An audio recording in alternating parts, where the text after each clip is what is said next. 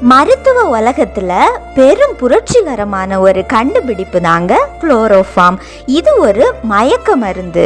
அறுவை சிகிச்சைக்கு உட்பட்ட நோயாளிகளுக்கு இந்த மயக்க மருந்தை ஏற்றியாச்சுன்னா வலி வேதனை ஒண்ணுமே இருக்காது. இது ஒரு அரிய பெரிய கண்டுபிடிப்புன்னே சொல்லலாம். இதை கண்டுபிடிச்சவர் தான் டாக்டர் ஜேம்ஸ் சிம்சன். இன்னைக்கு வெற்றிகரமான அறுவை சிகிச்சைக்கு காரணமே இவங்க தான். இந்த மகானோட இறுதி காலத்துல ஒரு நாள் எடின்பரோ பல்கலைக்கழகத்துல உரையாற்றிட்டு இருந்தாரு. அப்பொழுது ஒரு மனுஷன் அவர்கிட்ட வந்து, உங்க கண்டுபிடிப்புகள்ல நீங்க பெருமைப்படுவது எதுன்னு கேட்டாரு.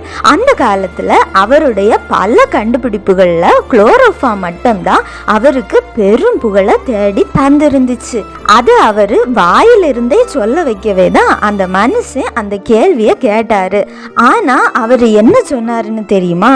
நான் கண்டுபிடித்த பெரிய கண்டுபிடிப்பு யாதெனில், நான் ஒரு பாவி, ஆனாலும் கூட இயேசு கிறிஸ்து என்னிடத்தில் அன்பு கூறுகிறார் என்ற ஒன்றே அப்படின்னு மிக அமைதியா புன்முறுவலோட சொன்னாரு.